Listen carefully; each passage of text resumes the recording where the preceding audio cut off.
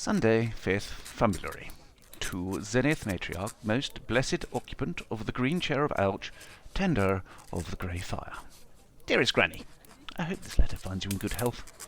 Thank you for your kind note.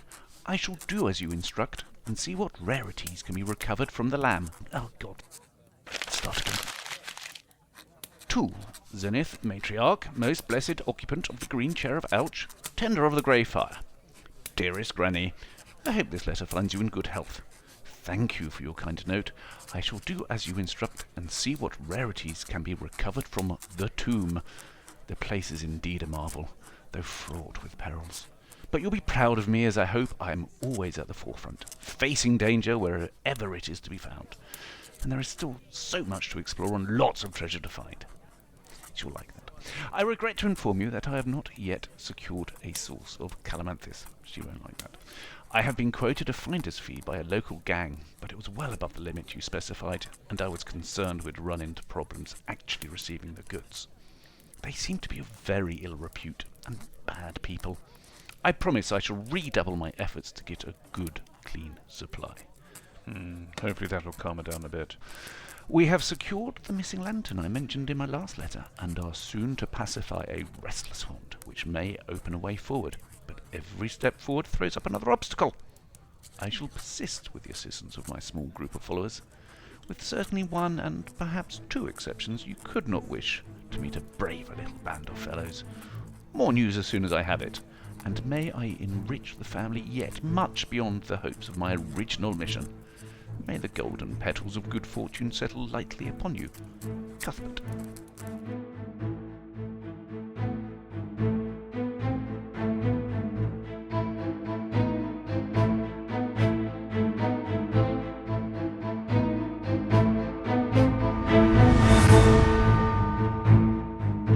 Hello, Paul here, aka Cuthbert Outsplinter. I'm joined by Mike, aka Friend Guide Storyteller. Hello, Mike. Hello, welcome to the Billowing Hilltop podcast. Before Mike and I continue to chat about the goings on in the podcast, we just wanted to recognise that these are indeed strange and difficult times for everyone. Yeah. And of course, we urge you all to stay safe. It's our sincere hope that the adventures of our hapless band of heroes can serve as some kind of distraction for you. Escape even, and importantly, possibly to help you remain indoors. With that done, let's dive back into the alternative reality of our podcast and see what information I can extract from Mike. I'm really enjoying this. First book in the Age of Worms, Adventure Path, The Whispering Cairn, and it feels like we're all kind of settling down into our characters a lot more than we were. Well, we're doing a lot more role-playing than we used to, for starters. What was the way of putting it? We were just kind of rolling dice on a games board, weren't we? Some more than others, but yes, we have tended to treat the D&D as a bit of a sort of tactical, square-based combat board game. But we're really enjoying the use of the podcast as an opportunity to expand a bit more into characterizations. Okay. Okay. Well, no, we are. I think we are. I'm enjoying it. Yeah. So, no, I think it's good. But really what I wanted to do for the purpose of this episode is just talk a bit more about the world that this Adventure Path is set in, because I kind of get the feeling that it's a little bit fuzzy around the edges, if you know what I mean. How much do you actually... That is an outrageous accusation. Have you know that the world in which the adventure is set, and I don't want to be any more specific about its name than that. You don't have one. That's not true.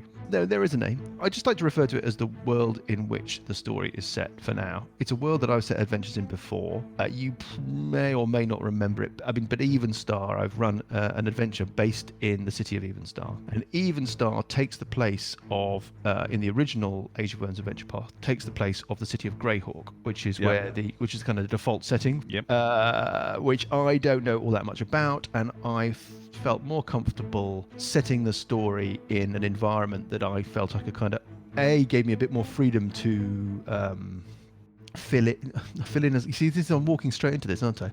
It gave me a little bit more freedom to build the world to suit the story. Yes.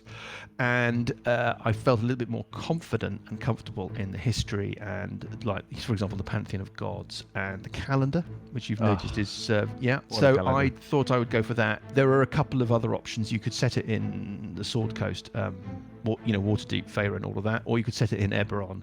Neither of which I'm particularly familiar with either. And frankly, I'm also I'm running another game set in Waterdeep, so I thought I wanted a holiday from that. That's it. That's the world you got. Lovely calendar, brilliant gods with stupid names. I don't think it'll come to you as a shock that the city of Evenstar features in our story at a later stage, and so we will be having that city fairly well laid out. And I have. You won't believe this, Paul, but I do have things like maps and stuff where you are. No, I really don't. Maps of the city, and I have there is in fact a guide. You didn't even open the thing I sent, did you? There's a guide to no. Okay, well you should. There's a guide to this world with all of the pantheon, the gods, the politics, the history, geography, everything, and you just haven't even opened it. Cuthbert's, he's 16. He's not interested in that. He's only interested in what's in front of Cuthbert's him. a fictional character, Paul. Not to me. So what you're saying is you're going so deeply into the role-playing experience that you're not reading the stuff I send you because Cuthbert wouldn't. Yeah. Well, that's my You should see what I wear to work in the morning. I think I've told you the answer to the question, and I think you should get on with introducing the readers to the next episode. That's what I think. Readers? That's optimistic. Reader. Right. Okay. Please don't forget to rate, review, and subscribe on your podcast app of choice, and look for us on Facebook, Twitter, or billowinghilltop.com. You can also email us at hello@billowinghilltop.com. So, without any further ramblings or delay, please enjoy episode 10. Guess who's coming to dinner?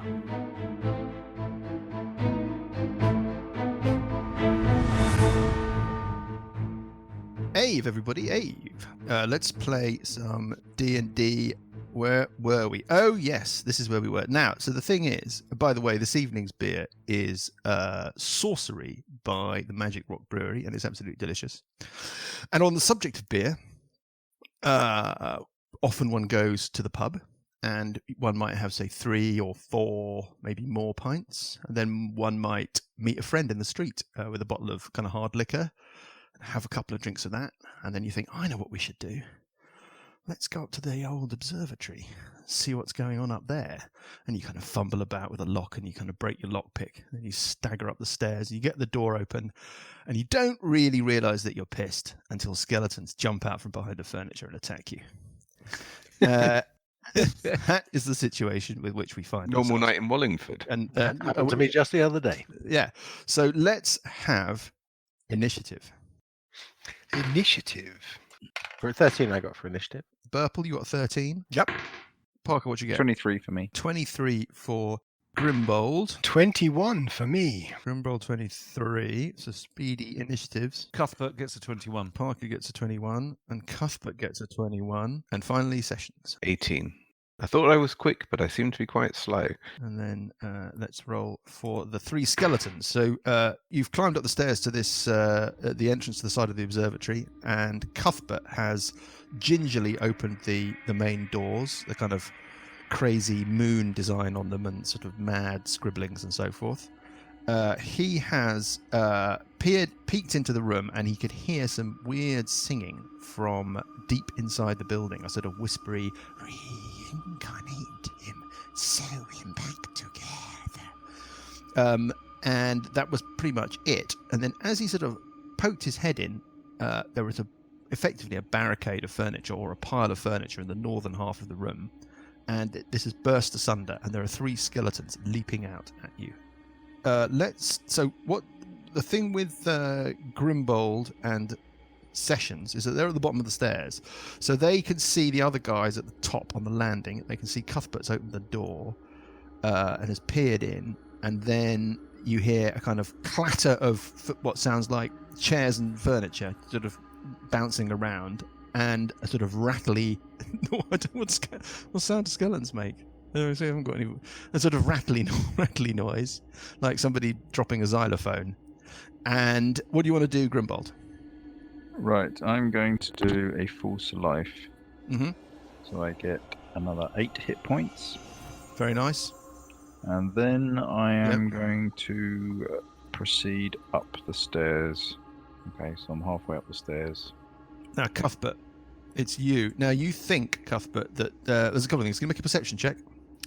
Yeah, I can certainly make a perception check. Just give me a second. I just need to. There we go. I roll a perception and get an enormous 12. You think the singing has stopped. Yeah. Okay. I mean, it was quiet in the first place. You're not 100% certain, but you just can't pick it up. I mean, there was a momentary kind of clatter as these things appeared, and they're standing there rattling in front of you. But you think the singing has stopped in the background. The other thing that you think is that this floor of this room is so scattered with debris and crap that it's probably difficult ground. Okay.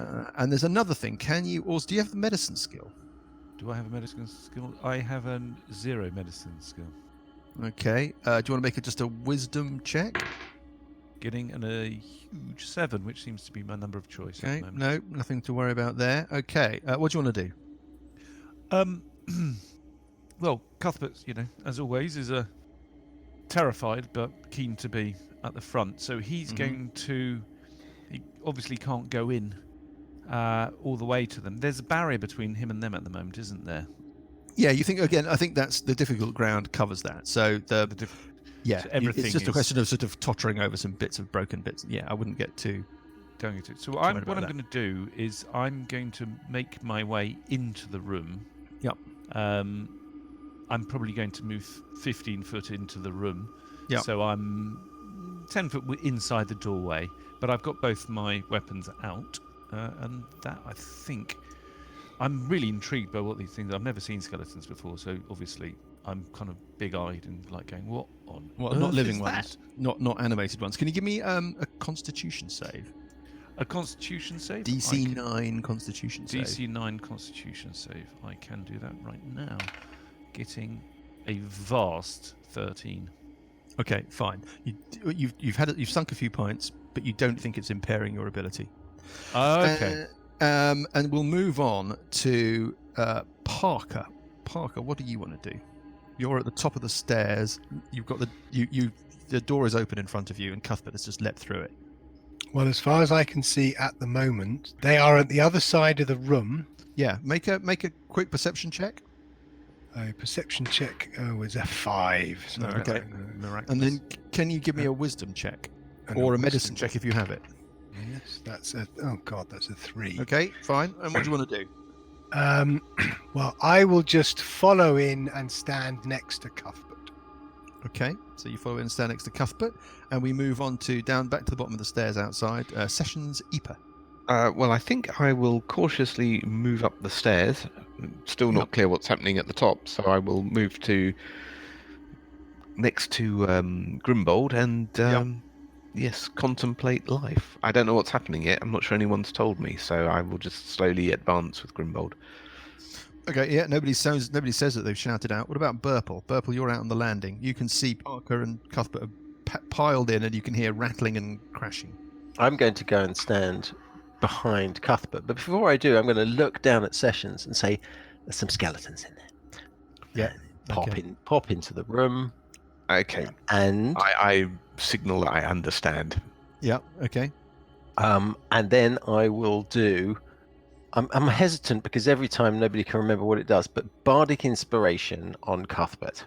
But first of all, Burple, can you make a perception check? And do you have the medicine skill? I don't think I have the medicine skill. 1 second, please, caller. Medicine, no. Okay. No, but you want me to make a perception check? Make a perception check, and you can make it just a straight wisdom. Mm-hmm. Yeah, Make a baby. Okay, so you crash into the back of And the a straight wisdom check for medicine, yeah? Yeah, straight wisdom check. Yep. Yep, Hey, 20. that's Yellow. 20 on the Okay. medicine. You're actually perfectly placed to make this judgment, but Yeah. looking at these skeletons, there is something strange about them. There is something strange about their physiology. They've got deformities, like little deformities or pits in the skull and other kind of changes that you think you remember from when you were very small as being a sign of the Red Death. Marvellous. So the Red Death is the plague that isn't it? The plague that killed the family that we're We trying don't want to be hit by these creatures, do it's we? it's the These plague. could be the family members. Once again, Graham just says one thing, and it's massively wise. It's just like, yeah. I mean, I send this stuff to Graham before we start, obviously. We're not worthy. Graham's got a set of envelopes that I sent him in advance with just times written on them. Let's open this one. Yeah. So you think that you think these skeletons are probably skeletons because of the Red Death. So these could be the bones of the family. Which God, is that's what a Graham really- just said. That's a really It's a perceptive. remarkable echo Paul. going on there. Paul. Yeah. Shush. Dan's trying to make it. I'm trying to sound wise. Yeah. He was going to send you a tenner. To to edit them round. Yeah. Yeah. Send me a tenner. Okay. I'll put you in instead of Graham. That's Okay, fine. so that's what you noticed, and your perception check was rubbish. What do you want to do? You want to do the spell, the bardic inspiration? Oh no, bardic That's the 1d6 I get on a save or a. There we attack. go. There we go. Yeah. That's Tell us again. It's what the do you mean? Tell 1d6 you I again? get on an attack or a save. Oh, he gets the one thing. He Ability, cashes in. dex, Yeah, it's a attack, gift roll, token. saving throws. It's a gift voucher. Yeah. Okay. Yeah. And that's what you're doing, and then it's them. So they just kind of run towards you. They clamber. Clamber. They can't make it to you because of the difficult ground. They're sort of a bit wobbly, Yeah. but they move. So they basically going 6 each, but they're sort of spread out a bit like that. Excellent. Yeah, and then It's going to take Sessions and Grimbold at least another 3 rounds to get to us. They're going to find something else to do. and then let's go back to the top of the shop, out on the stairs. It's Grimbold. Right. I was just wondering, do you think you should be beefing this dungeon up? Hey, You know, 3 skeletons. well, let's just see what happens, eh? You know, I'm scared. Okay. Right. Just shouting from the back. Famous last Yeah. words. Yeah. Yeah, not even in the same building. No. I'm going up to the top of the stairs because it's slow movement. I'm doing a move. I'm at the top of the stairs. Yep. Quaking in my boots at the thought of facing 3 skeletons. Okay. Fine. Cuthbert. Cuthbert's. Paul, I think we should just leave the room and leave them to Grimbold because he's I obviously think finding he's- it so easy. Evidently, it's after you. No, I sir. meant three skeletons against a fully armed party like such as ourselves is not a challenge. Not a Yeah, challenge. so we'll give you a challenge. We'll step aside and you can deal with it. No, doesn't No. appeal. Anyone? Strange. Anyone? Anyone? Dust? Anyone? Anyone? Dust. Dust? Right. Dust. Well, I will take a step. It's obviously not a 5-foot step because we can't do those, can we? Not on difficult ground, anyway. And Ah, not in this game system. Even if you'd somehow slipped into an alternate reality. Yeah. It wouldn't have been possible. And then I will be doing first with Thumpage. the thumpage with the rapier, Mm-hmm. which is going attacking at armor class 17. Armor class 17 is a hit. Oh, only 5 points of damage. 5 points of damage. And then I Okay. have my second attack with the short sword. Armor class 12. Armor class 12 is a miss. Dexterous And it is on to Parker. Right. Well, as Cuthbert seems to have stepped in front of me, you can take a diagonal 5-foot step as well. I will take a. So, shall I attack the same one that you're attacking, or attack Reduce the another one? guns. I think we Reduce always the say. guns. So I will always also take a 5-foot step next to Cuthbert, Mm-hmm. and then first of all I will bludgeon him with the shillelagh. So that hits armor class 13, Is a hit. doing Did you cast this cantrip? 9 points of damage. 9 points of damage. Yep, got it. Yep, Is it still alive? yep. And then the other one is the hit with the produce flame. Don't you have to cast a spell for that? Yeah, I did that, if you remember at the end of last episode when we went into the room. Oh, okay. That Yeah, cool. hits Armor class 7. Which is a miss. Miss. And we move Yeah, on That's extinguished. to Sessions Epa. Okay, Sessions is going to continue up the stairs. He's quite worried because he keeps seeing Grimbold quaking in his boots. Mm-hmm. So he'll move to the top of the stairs. I think that's and from there he will ready an action. Is Okay. Sessions able to turn things? Yes. Excellent. He will ready a healing spell should it be needed this round. Oh, thanks, Ah. Graham. Okay, and we move on to Burple. Burple Herpish. Burple is entirely unprepared. So Burple is going to he's going to step very bravely behind Cuthbert. Yeah. Oh, look at the bravery. Yeah. Oh yes, he's very, very. I'm So just you- making sure that Grimbold has a clear line of Yeah. Yeah. attack Tactical movement. to go and charge. And I'm going to do a first level heroism spell Yes. on Cuthbert. Okay. Well, that's very kind of you. Why do I need heroism? Because I'm already very heroic. Okay, well I won't then. No, go on then. What's it? Aha!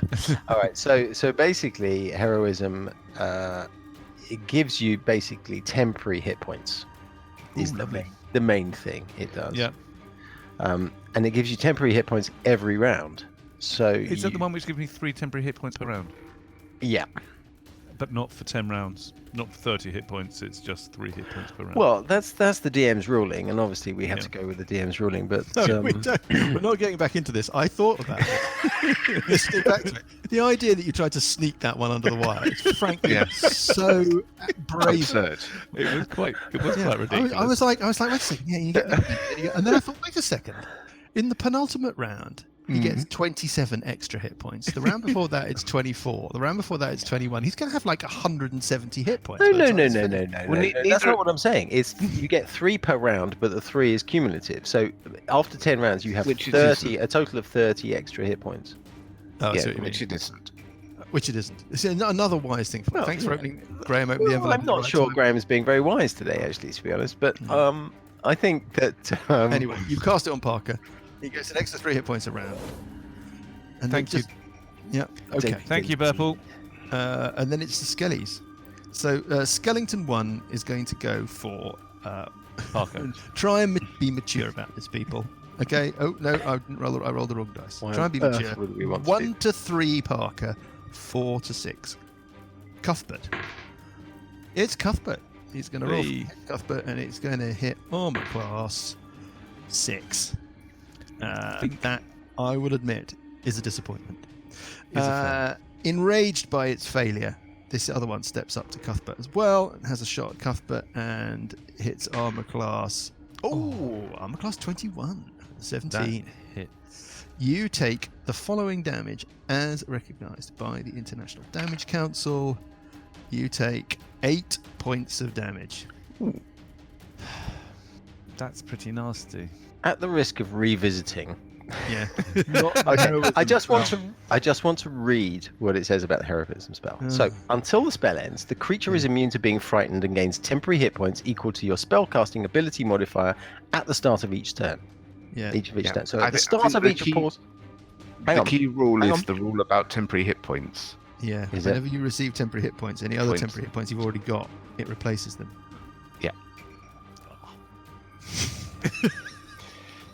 When the spell ends, the target loses any remaining temporary hit points from this spell. That still doesn't make much difference. Anyway, Know about Does that mean I can't do Good try, two though. false lives? Yeah, it was worth a try. Sorry, It does- that means you can't do you can- 2 false lives. no, well, you can, but you'll replace Ah. the first one with the second one. Anyway, this other one's going to go for. Oh dear. have you Oh, I been- see. I see. That's what's been going on here. Is Well, he I'm not quite happy class- with that ruling, actually. Armor class 15, Cuthbert. Armor class 15 is bang on. That's what you need. Okay, so you take a further 6 points of damage. Thank you. So a total of 12 this round. Take 3 off, so that's 9. That means that you've got, if I get around about 13 hit points left. And we move on to Grimbold. Grimbold the Brave. I don't have 13 hit points left. I've got 11 hit points left. Ah. Well, that's a bit of good news for everybody. Grimbold, what do you want to do? Right, What I'm you going wanna to do What are you doing? What are you doing? What are you you doing? What are you doing? Right, firebolt At at the skelly in front of me. I roll a 14. Is a successful zoink. You zap it with your firebolt. 1d10 points of fire damage. I do 8 points of fire damage. Blimey, that's pretty successful. Okay. Didn't like that very much. Looks a bit singed. I might just go back to the top of the stairs, slightly out of the way of the doorway. Next to Kidding Session. me. Why? It's, Why it's not? just Craven. There's nothing craven about it, Paul. It's just experience. I think I'm going to come and join you. I'm going to come and see what the view looks like from No, there. you are what's called a frontline fighter, so you have to stay at the front, I'm afraid. And you were what's called Didn't a they coward. explain that to you when you brought up the character? Well, Cuthbert, now is your chance to basically disengage from the skeletons and run over and smack Grimbold on the top of the head. It's your round. I still haven't properly beaten him up for killing a baby bear owl. Do you need some help? Yeah, should we just... Won't do Let's anything. all I'm a just- simulacrum. That's an old joke. Right, in which case, again, short sword, Yeah. hitting armor class 24. It's a hit. Which one are you going for? The one on your left, in your middle, on the right? The one I hit previously. The one on the right. Okay. Yeah, it's a hit. 24 is a hit. Doing 9 points of damage. 9 points of damage. It bursts apart in a little shower of ribs and femurs and other little bony bits. And then I'm going to do my rapier, Yeah. hitting the one that's now in front of me. For armor class 19. Is a hit. And I am doing a total damage of 4 points. 4 points of damage. Okay. And then... Oh, hello. I can't move out of the way. I'll get an attack of opportunity. You would. In which case, I'm going to then do a quick second wind and recover some hit points. Okay. This plus 2. I'm recovering 8 points of hit points. 8 points of hit points. 8 points of Okay. hit points. Yeah. It's Parker. That's another 3 temporary hit points, yeah? Yeah, plus another 3 temporary. Yes, you should take it. Anyway. Yeah. Right. Yeah. Well, as the one right in front of me has now been pulverized, I will Yeah. attack the one in front of Parker. Yeah, you mean the one in front of Cuthbert? Yeah. Cuthbert. Sorry. Yep. Yeah. Also in front of Parker, strangely enough. Yeah. First, using my shillelagh for armor class 8. Oops. Is that a hit? No, that's a miss. And then the unarmed strike, which now has no flame. 13. Armor class 13. 13 is a hit. Okay, so that's 4 points of damage. 4 points de damage on the middle skeleton. It's looking a little bit dented, but it's still going. Sessions. What does Sessions want to do? Sessions is going to move on. He's a bit curious because Grimbold has kind of retreated. I thought he was Yeah. encouraging us to do stuff. So he's Yeah. going to move onto the landing, Yes. peer through the door, Yes. and then he's going to try something quite novel because his only offensive spell is necrotic damage, so I don't think that will help. Uh-huh. So he's going to fire his crossbow. Hasn't used this before, so this could be interesting. At Yeah. the skeleton that's nearest him. Is he The one taking with the the- wrapping off? Well, we'll see. With the dice roll, we may discover that he hasn't even loaded it. Welcome to the Panther Super Tension Crossbow Mark 7. Yeah. First, wind cranking handle. Right, okay. Yeah, So yeah. yeah, he's unwrapping it, reading the instructions. Yeah. And he gives it a go. Hitting armor class 13. It's a hit. Oh my god. Way hey, he thinks to himself. Yeah. This is unexpected. How much damage? 1d8 plus 3. 10 points of damage. That's quite a blow. Even if it does straight take... right into the center of its skull. It's still up, but that really got it, one. Whoa. And then I think he'll just drift back towards where Grimbold is and compare notes. Okay, and we can go back to Burple Herpish. I just think the cowardly behaviour of these two people outside is, It's something disgraceful. It's We're disgraceful. cowardly. we We're are fighting. very We're small. fighting. We're contributing. We're not fighters. So I'm gonna Evidently. step behind Park. No, I'm not. Really. I'm gonna step up next to Cuthbert.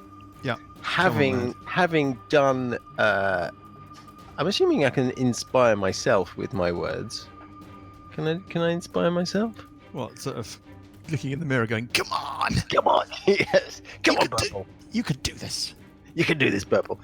Talking to myself in the third person. No, I won't do the bardic inspiration. I'll save that because I think there's nastier things to come. But I will try, nevertheless, to smack this creature on the face Yes. with my enormous sword, hitting armor class 6. Cring, and missing. It's another successful round. Can I get perception checks from Parker, Cuthbert, and Burple, please? 10. Do you want to move back out the way, Burple? 8 for perception check. No. What about Cuthbert? Cuthbert gets an 18. I will move to next to the creature so there's a line of sight from outside. Ah, So you're sort of skirting round. Yep. And No, I won't because I'll get an attack opportunity, so I have to stay where I am. no, you won't. Yes, I It's will. only me if you move away outside. yeah, the one in the middle.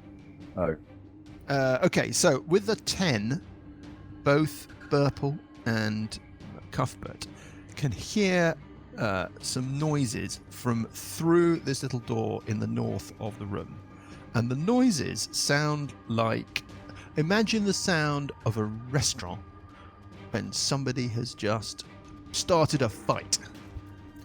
Yeah, so it's like the sound of, it sounds like a group of people who have been disturbed by the noise that you're making, but they're not acting like kind of displeased or shocked diners. They're just sort of, you can just sort of hear and the sound of cutlery. pack of ghouls. And then Cuthbert's monstrous perception check of 18. You can hear, Cuthbert, that little whispery voice that was distant before and was chanting that weird reincarnate him. You hear it sort of raised a bit, and it says, "Be quiet down there. Be quiet. I am trying to work. Can you not be quiet just for one moment?" And then it's the skeletons round. The middle skeleton, the one straight opposite Cuthbert, is going to have a thwack at Cuthbert, hitting armor class 19. Yeah, you're rolling really well. Armor class 19 for a total of 7 points of damage. Okay, thank you. And then the other one will go 1 to 3 Cuthbert, 4 to 6 Burple. And it goes for Burple. And Sorry. hitting armor class 11. 27. No, armor class 11 11. is a miss. 11 is a miss. miss. It's Grimbold on 23. Right, so Dan's now in the way of my line of sight, which is really annoying. Can't you come into the room? Yes, that's what I'm going to do. I'm going to move up through the doorway. I'm going to stand Yeah. next to Burple, next to his skeleton. That's a 30-foot move, and then I'm going to do a shocking grasp. Well, it's difficult ground as soon as you're in the room, actually. So each of those squares is going to cost you a couple of squares. of Oh, movement. right, let's do that again. Can I do a firebolt with some cover from Burple? Yeah. Slightly in the way? Yeah. What sort of cover has the Skelly got? I think that you're trying to avoid hitting Burple with the firebolt as they're fighting, so I think you're at disadvantage. I don't think it's really a cover thing, because you're just going to hit Burple if you... Okay, I'll take a chance. No, you won't. First roll, if I roll a 1, it gets to the back of Burple's head, right? That's right. 11 That's 2 ones. It's doubly as bad. Yep. and a 13. 3 ones. 13 is exactly what you need. So the It is 11 missed. disadvantage. It's the 11, isn't it, though? Oh, yeah, shit. I don't know what the fuck I'm doing, do I? Okay, so 11. Yeah, so you fail. You fail. What a disastrous round. These skeletons are a bit of a tough nut to crack for you, aren't they, Grimbold? Perhaps. No, I'm I still a need bit to- scared. Perhaps I need to just dial things down a bit. Anyway, Cuthbert, it's your go. You get 3 more temporary hit points, I get 3 more temporary hit points, which is or 3 replacement temporary hit points. 3 replacement temporary hit points. Well, that's good enough. Right, in which case I'm also then going to do the short sword. Mhm. This is the +1 short sword of the East Wind, getting armor class 18 It's a hit. and doing 1d6 plus 4 damage. And this is on the chap. Oh, lovely, getting a 10. Chap straight Or the in one front in the of middle, me. or the one on Yeah, the left? one in the middle. One in the middle. 10 points of damage. Yep. He's had stuff on him before, though. He has just, yeah. He's still up. What do you want to do now? I've got the rapier, so I'm going to do a attack with the rapier, Yep. hitting armor class. Oh no, 11. That's not going to do it, is it? And 11 is a miss. And anything else? No, Got that'll sort be of me. other million things you want to do. So what about Parker? It's your round, Parker. Well, I will pop the same one as Cuthbert has just hit with the shillelagh. Yeah. Oh, Nice. 24. It's Critical. critical. And so that's 6 points of damage. Plus And another then- dice. Do I get to roll it again? Yes. You roll another. Well, you get. 7. So it's 13 points. You No, it's vaporize a 5. Sorry, a 5. It rolled a 5. Yeah, you vaporize it. It's fine. Right. And then I will. And then I will take a 5-foot step up to the one on the left-hand side and hit that with the unarmed strike, which is hits armor class 15, Which is a hit. doing 5 points of damage. Doing 5 points of damage, and you also destroy that Oh. one. Oh, Absolute yes. storming round from Very Oscar. Rock on! Very nicely done. Lots okay. of kind of chest bumping. Yeah. That's your thing. So you've now got 3 sets of skeletal remains. Well, Ah. I'll pick them up and hand them to Grimbold and go. There you go, boy. Would you hold these first, please? Do we want to be careful about touching these remains? Yes, I'm not Too late touching now. them. So Cuthbert, can you make a save? No, not really. Well, you want to decide what you want to do with them. I'll put Let's them put them back. carefully in a sack, Yeah. Okay. or 3 sacks ideally, so we keep the bones together. Okay. Fine. Yeah, I can presume that you've got sacks with you. I don't know I quite mean, why. do we have any way of verifying that these are? What was his Well, name? Well, you've got a series Why don't we of see if we come across any other skeletons? Yeah. And if Well, there were not, we 5 sets of bones we're looking for, aren't There there? were, there were 5 in the family. graves. 5 graves. 4 sets of bones, and then of course there's young Alastor who has never made it back. Yeah. Yeah. Right. So we've got a necromancer here that's been animating bones, and people have been bringing in bones. Is that what? Yes. Well, he's in the room upstairs, if I understand correctly. Well, he was. Yeah, it sounds like I think would he might be the next singing door one. now. Well, no, you heard him. You heard him shout down about, "Can I not have a moment's peace?" But then that stopped, and the kind of hubbub of this kind of weird restaurant noise has settled down as well. And this whole thing has taken you basically about 20-something seconds.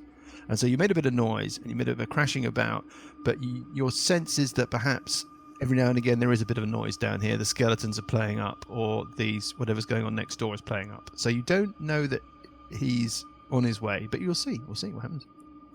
Okay. Are we out of round sequence? We can drop out a round sequence. What do you want to do now? I would like to, I think, search this room a bit. I think that would be a very good idea. Okay. So if you have a bit of a search around, I don't think there's that much to tell you about. Let's have a quick look. So there are no other doors or in this room. There's a door to the north, and that's There's a it. door to the north, right? Okay. So, yeah, 1 search, 2 listen at the door to the north. Yeah. And there is nothing. The door to the north is open. Oh, What you can see in a little bit, which I will reveal to you. If you peer through, so the noise, the hubbub, Parker, are you moving up to the door? I will move up to the door. Yes, cautiously. So the hubbub noise is coming kind of through the door and to your left. You're looking into a hallway. It's pretty plain, the hallway. It's unkempt. There's bits of kind of debris and stuff everywhere. Looking straight ahead of you, you're looking into a hallway that's running to your right and left with a series of doors opposite you. Closed doors. To the north. To the north, carrying straight on. Mm-hmm. That's what you can see. There's a sort of dim amount of illumination, but nothing much. And the sound from your left of a kind of hubbub. It's settled down, but it sounds like people eating or using cutlery. It's Right. quite kind of desultory and kind of slow. It's like the slow, clinky, like a kind of awful, like the sound of a really awful, awkward breakfast room at a terrible B&B. People are kind of sitting around and nobody's talking. Every now and again you hear a knife against plate. Okay, well, so I will walk up. I will tiptoe up to that doorway and then listen to that door. Sorry, you tiptoeing up to which doorway? Well, if I've understood correctly, you said the hallway goes up to the north. The hallway goes on the left to right. Oh, the hallway goes left to right. And on the facing wall of Right, this hallway, right, you've got okay, 3 yeah. doors. Yeah. Right, but the sounds are coming down the left-hand side, so I need to look into the hallway down towards the left, Yeah. stealthily. So, there's rubble and so forth. And you'd have to peek out to see off to the left. You'd have to have a bit of a peek out. Yep, can I try and do that with stealth? Sure, make a stealth check. A stealth check of 13. Okay. Okay. It wasn't exemplary, but it wasn't the end of the world. What do you want to do? Do you want to step out? No, I would just want to peek round the corner. Okay, so what you Just looking down towards the left to see what's down the corridor. Absolutely. So what you can see is if you peek round the corner to your left, the corridor continues to your left and then opens out into a large chamber which is dimly lit by candles. Parker, as soon as you kind of get a certain distance from the open air, from the outside, the other thing that you notice as you get up towards this door is there's a very nasty smell. It's a kind of smell of sort of rotting flesh. And what you can see to your left as the corridor opens up is it opens up into a large chamber, and in the middle of this chamber, dotted with candelabra giving a little bit of dim illumination, there is a table. It's a long dining table, and the seat nearest you, Parker, as you look into the room, is empty. But all of the other seats holds an awkwardly seated humanoid figure, and they look like bodies that are in kind of various stages of decomposition. Some of them are sitting kind of upright and kind of with good sort of posture, paused like with a knife and fork as if they're in the middle of eating. Some of them are kind of slumped down, almost sort of drooping their faces into the meals in front of them. And those meals, they look like fresh food. Each plate is kind of piled high with kind of fresh food, with capon and vegetables and sauces. The place setting at the empty chair, the one nearest you, is clear. It's an empty plate and just nicely laid out cutlery. There are bottles of red wine set out on the table, and each of these kind of weird corpsey diners has got a half-finished glass in front of them. That's what you can see when you look off to your left. Straight in front of you, running along the northern wall of this corridor, there are 4 doors. So you walk down the corridor, 4 doors go past you on your right. There's a door to the south, you think, or something opens up, and then there's this big chamber straight in front of you. Right. Sorry, I missed that. Can you repeat that? Yeah, exactly as I did it. Yeah. Should we press on, chaps, or... Yeah. Yes. I'm assuming if we move down there, then suddenly these zombies are going to animate or something. Why not? I will move straight ahead. Yep. And to the other side of the corridor and have a quick listen at the first door I arrive at. Make a perception check. I get a perception check. Natural 20 plus 2, 22. Can't hear anything. What you can hear with a good perception check, though, is the chanting has resumed from wherever it is that's distant in the building. Reincarnate him, sew him back together. Reincarnate. Right. It sounds like he's just had his dinner. You know, but he was doing it before when you arrived. He stopped when you made a clattering noise. He shouted downstairs, but he seems to have resumed. Right. I think that's good. That's enough from Parker. Anybody else want to do anything? I'm going to go up to the first door, the right-hand door. Yes. As we look at it, Yeah. it's closed. What kind of door? It's just standard wooden door. It's a standard wooden door. Okay. Is it locked? I will try the handle. No, it's not. Okay, I will open it in that case. Okay. Well, it's a little simple chamber with a plain bed, a little open footlocker at the foot of the bed, and a kind of unremarkable wooden, what do you call it, like a dresser or a chest or whatever, a couple of shelves. It looks like a little cell or bedroom. Mm-hmm. And when you say chest, you mean, I don't mean chest as in magical wooden. chest. I mean, yeah, Sure. it's more like a dresser. It's a thing with a kind of maybe drawers or cupboard doors at the bottom, and then a set of shelves, and then a bed on the other side. At the bottom of the bed, there's a footlocker. The footlocker is open. Anything in it? In the footlocker, no.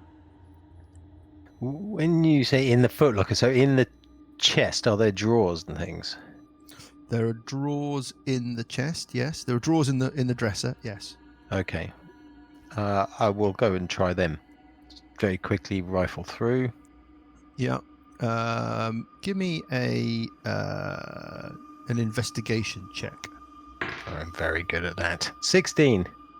16 is good enough. You find something hidden behind one of the No, drawers. I don't want anyone else to know. No. Come No, on, go on. we can also. Hidden behind one of the drawers, as you pull it out, somebody's stuck or tied on with a little bit of thread, a little pouch to the back of the drawer. And that pouch has got 6 platinum pieces and 5 gold pieces in it. Okay, I'll pocket that. Okay?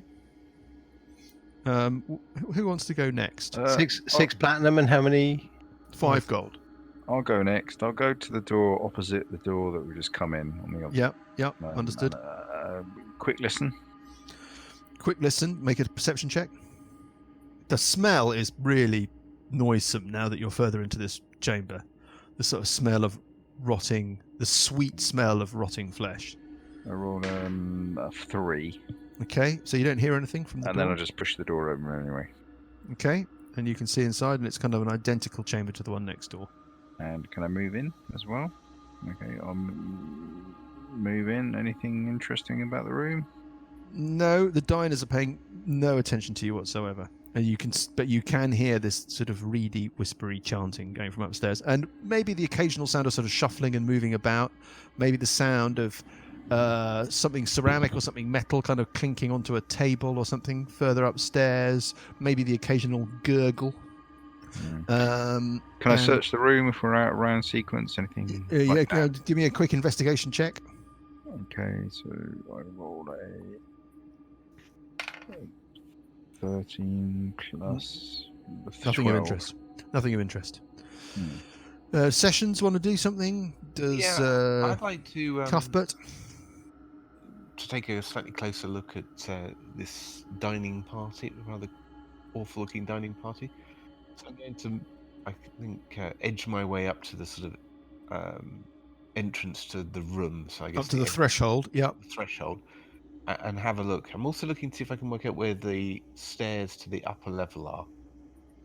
Sure. You keep saying Okay. we can hear stuff Yeah. from upstairs, so I'd like to know where. So let's go pick that up. So Sessions, as you sidle up to the kind of threshold of this room, you can see that it opens out to the north. It follows the contours of the outside of the observatory tower as you've seen it as you've been approaching. Yeah. And what you can see is that there's an opening in the northern wall that must lead into some kind of chamber. And there is a set of stairs directly to your right as you go into this chamber. So if you turn to the right, there's a set of stairs that run up the side of the wall going up. And these diners are not paying attention to you. Okay. And But the smell is really, really difficult now to deal with. okay. And is there some sort of opening on the right before I get to the entry to the room?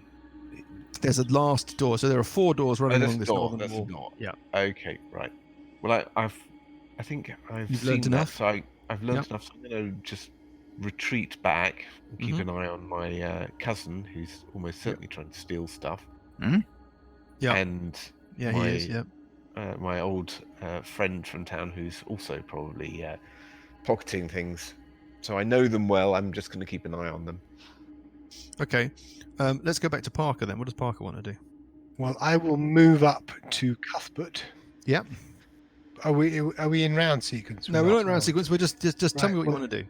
I will move up to the bottom of the stairwell. Okay. And listen. Yeah. So you from the bottom of the stairs, obviously it's clearer. You can hear the sound of somebody sort of shuffling around. You don't think they're in the floor. They don't think they're on the floor directly above you. So perhaps further up. You understand now. If you looked at the building as a whole, it's got an extended ground floor. Yes. But Yes. the bit that you're in now is the tower. So you're on the Yes. ground level of the tower. So you could surmise that whatever is moving around is at the top of the tower. And you did see the telltale signs of movement disturbing the flickering light from the windows at the top of the tower as you approach the building. Okay, right. Well, I'm terrified of the idea that Grimbold might go ahead of him. So Cuthbert is desperately going to go up front, and he's going to start stealthily moving at half speed. Give me a stealth check. I will give you a stealth check of a vast 22. I am like Okay. a ninja mouse. Yeah, you're like a little ninja mouse. You pad quietly up the stairs. Yes. And as you do so, you can see into a chamber. First thing you can see is that there are more stairs. If you were to keep going round the outer wall, yes, you would go into another set of stairs. I can show you the bottom of them. Yeah. Yeah. And then so you can see another set of stairs, and then straight in front of you there is a statue of something like an angel. It's holding a sword in one hand and it's cradling a harp with the other. It looks like the kind of statue you see at a mausoleum or on the kind of grave or tomb of an important figure. Yeah. And etched upon the base of the statue is a single word, and that word is Filge. The face looks kind of beatific, and it has sort of angelic wings.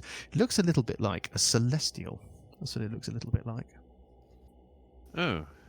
Does anybody in our party have any kind of knowledge? Do we have any kind of history or religion? I've got Arcana. -1 in history. Do you want to make you can make an intelligence history check or a religion check? A 20. Hey. Got a 20. Natural 20. I got a 7. Okay, so Parker is far enough up the stairs to see this statue. He's pretty sure that it doesn't represent anything from the culture or from any kind of established religion or religious idea or myth or anything like that. It looks like a one-off. You can hear the continued sounds, you think, again, coming from the flight of stairs that you can now see ahead of you, this continuing sound of somebody at work, somebody moving stuff about, the occasional clink of something, the occasional gurgle of something, like a kind of gloopy gurgle, like a thermal mud pool, that kind of bloop noise every now and again, and a sort of humming, a kind of reedy, whispery, hoarse humming, kind of, and then every now and again, reincarnate him so we went together. Well, so I guess we have to take the chance whether this statue is a protective trap. Yeah, I'm going to Check the floors in front of you. yeah, I'm going gonna to look round the corner of the wall at the top of the stairs. do you want to be Step off. stealthy? Do you want to be stealthy? Yes, I want to be stealthy. Give me a stealth check. 12. 12. What you can see is it's a bedchamber. It's a massive bedchamber. It fills the entire floor of the tower at this level. There's a fine bed with plump red linen sheets. It squats upon a dais on the sort of southeast area of the room. Yeah, so a raised bed platform. There's a nightstand next to the bed with a wax-choked candlestick and a black book bound with brown and red leather. At the midpoint of the eastern wall, there's a strange form that's standing rigid on a short wooden stool. It's about as tall as a halfling, and it's clothed in kind of finery, like a black suit, like a top hat. But bandages, clean bandages, not all mouldy and crap, wrap every inch of its skin, so you can't see any kind of skin or features or hands or anything like that.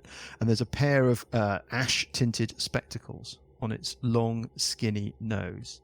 And this little dandyish little figure is holding a silver platter as if presenting a meal. And upon the tray, there's the perfectly freshly preserved severed head of a middle-aged human woman. And a platinum piece sits upon her outstretched purple tongue. There's a messy desk against the opposite wall, piled high with papers. There's an apparatus that's sort of like a what's the word? Like a cradle, or it's like a beaker stand, yeah, with 4 long tubes with coloured liquid, brightly coloured liquid, so sitting in 4 of the little holders, but a couple of the holders are empty. And that is what you can see. Do we recognise this severed head, perchance, as being that of Madam Watch? Madam Watch of the Lodge. No, it's not Madam Watch. Not Madam Watch of the Lodge. Is anyone from town? Anyone that you we recognise, no. recognise? No, never you recognise. It's Madame Mutt of the Hut. It's Madam Ledge of the Hedge. This could run and run, Mike. Don't worry, I've been working on it. Excellent. She's got a very extended family. Oh. Well, I will stealthily. Okay. It's all a bit scary, that room. It is a bit scary, yeah. So I will. See, I've got one spell left. I've got to detect magic. Mm-hmm. So looking at this statue of this angel thing, which Yes. says what, Filge? Did you say? Filge. We don't recognise the name Filge. Don't recognise the name Filge, though. Does it, doing the standard frozen test, does it look like this thing has nostrils, or are they sealed? Is it like a sealed where you're standing? nose? Yes. From where you're standing, impossible to tell. We're talking about 2 things. We're talking about the big angelic statue, which sits between the 2 staircases, and then on the other side of the room, on your left as you go in, there's this little figure standing on a stool, holding a head on a platter. 2 separate things. Yeah. So I'm heading up to the statue and going to have a look up the nose of the statue to see if I can tell whether it's a creature or not. Okay, so you wander up to it, you pad up to it. Do you want to make a stealth check? Yep. 22. Silent as fog. And what, you poke something into the nostril? If necessary, if I can't tell by looking, yeah. It's a carved thing. You don't think it's a frozen real thing. Okay. In which case I will continue beyond it to the base of the stairs. Okay. And you can hear this kind of humming and sound of something working up above you. What does somebody else want to do? Anybody else want to do anything? Have a look at this room. I will follow Burple to the base. I will shout up the stairs. Hello! No. I'm Okay. going to, obviously, I couldn't possibly be caught at the back. So I'm going to actually muscle my way past Parker to get ahead of him on the stairs. Okay. And Do you roll a want to sneaky- make some Well, I don't stealth? want to be left behind, so I'm going to run up and hide behind Burple. Okay, My stealth 14. check is 19. 19's good. Very What about keen tonight, aren't we? Parker want to make a stealth check? And that is a 6. God, there's always one that lets everybody else down. Yeah. So stumble on the Yeah. carpet. Yeah, okay. I'm just going to hold up. I'm just going to make a couple of dice rolls. Loser. Okay. Yeah. And what about Grimbold? And what about Sessions? Well, Sessions it's moved up behind Burple. He's going to be as stealthy as he can. Give it a go. 9. 9. Slightly Okay. more stealthy than Parker, but not massively so. Grimbold's moving up to Parker at the base of the stairs. He's doing stealthily. Rolls a 20. Okay, so you're not bad, but Parker wasn't great. But there's no reaction to the little noise that Parker made. Okay, what do you want to do now? So we're all kind of huddled at the bottom of the all stairs. of you kind of at the bottom of the Cuthbert's going to stairs. turn around. Nobody to wants the, to get left behind. No. Cuthbert's going to turn around to Sessions, Parker, and Grimbold and just go shush. Stealthy up the stairs, getting a 12. Okay, a 12. Let me just make a roll. Okay. Cuthbert, when you get to the top of the stairs, it's not a bad go, but it just made enough noise to draw the attention of a figure that's in the room that you can see. So, let me describe this chamber to you. It's a single chamber that dominates the whole of the upper floor. There are bright candelabras placed around the room and placed in front of mirrors which are set in each corner of the room, reflecting bright beams into the direct center of the room. There is a recessed kind of operating theatre accessible by a couple of short sets of stairs. So there's like a pit, as it were, in the center. The beams are kind of targeting a blue-skinned humanoid figure that's splayed out on an operating table. Its chest is completely opened and pinned back against the table with long metal needles. 2 long shelves cluttered with piles of papers, rotting organs, instruments, kind of scientific instruments, comprise the east and west extent of the operating theatre, and they're only a few inches lower than the chamber's outer floor. At each corner of this area, this operating area, there are 4 metal and glass tanks, each easily large enough to hold a human. And each tank is full of a kind of yellow liquid, a kind of ichorous, glutinous liquid, which is sort of every now and again one of them will go bloop. Indistinct, vaguely humanoid silhouettes bob silently in the soupy fluid. And turning to face you, there is a figure. He was working on this corpse. And so he turns as he make a noise and just looks straight at you, and he's just like, how can you be here? He doesn't say that, but he just looks like, he just goes, ah! And we'll pick it up next time. Oh.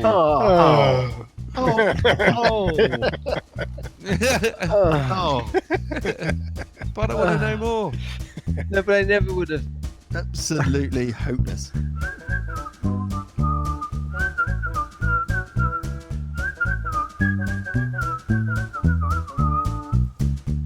The Billowing Hilltop podcast is a Billowing Hilltop production. Dungeons & Dragons is a trademark of Wizards of the Coast. The Whispering Can and The Age of Worms are copyright Paizo. The Whispering Can was written by Eric Mona. Music is from Kevin MacLeod and Incompetech.com and is used with thanks under the Creative Commons license. Additional music and sound effects come from the wonderful Sirenscape. All other original material is copyright Billowing Hilltop.